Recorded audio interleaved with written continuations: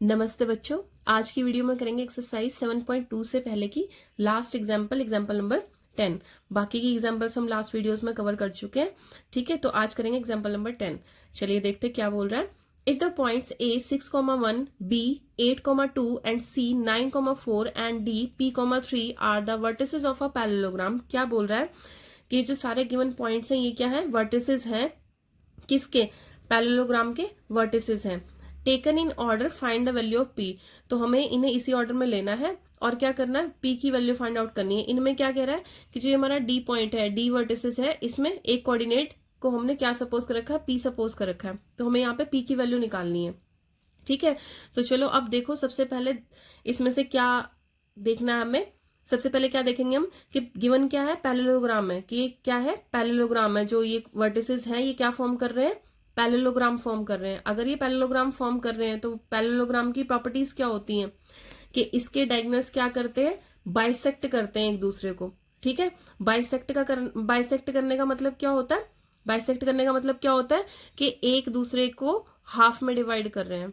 ठीक है, तो हाफ में डिवाइड कर रहे हैं तो इसका मतलब एक का जो मिड पॉइंट होगा वो दूसरे के इक्वल होगा। क्या करेंगे कि एक डायगोनल लेंगे तो उसके मिड पॉइंट और दूसरे डायगोनल के मिड पॉइंट दोनों क्या होंगे, इक्वल होंगे। ठीक है, तो चलो इसे स्टार्ट करते हैं करना। चलिए अब देखिए, उसने मैं बोला था कि इन सबको ऑर्डर में लेना, तो हमने ले लिए A B C D। ठीक है, अब हमें फाइंड आउट क्या करना है, P की वैल्यू फाइंड आउट करनी है। ये हमारी पैरेललोग्राम है। तो क्या पैरेललोग्राम की क्या प्रॉपर्टी होती है कि उसके जो डायगोनल्स होते हैं एक दूसरे को क्या करते हैं, बाइसेक्ट करते हैं।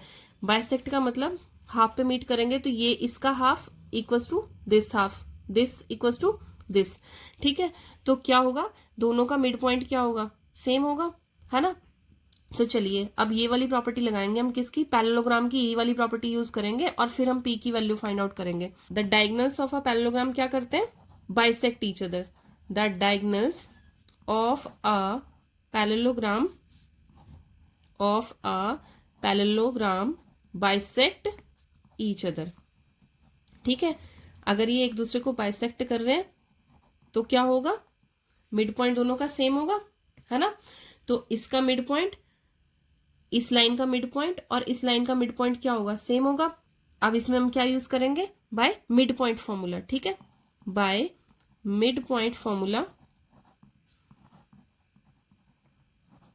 बाय मिड पॉइंट फॉर्मूला हमारे पास क्या वैल्यू आ जाएगी, कोऑर्डिनेट्स ऑफ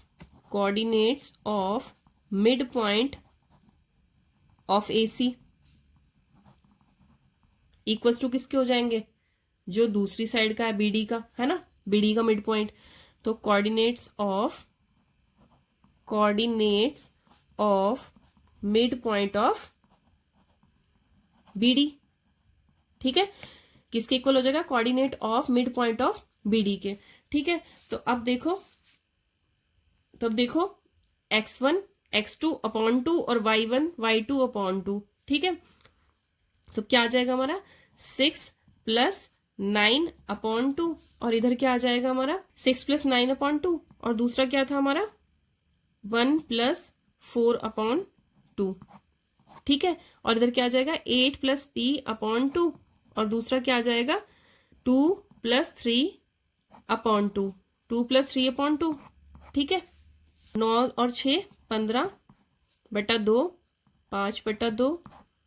ठीक है, अब इधर कितना आएगा 8 + p अपॉन 2 और इधर 3 + 5 अपॉन 2।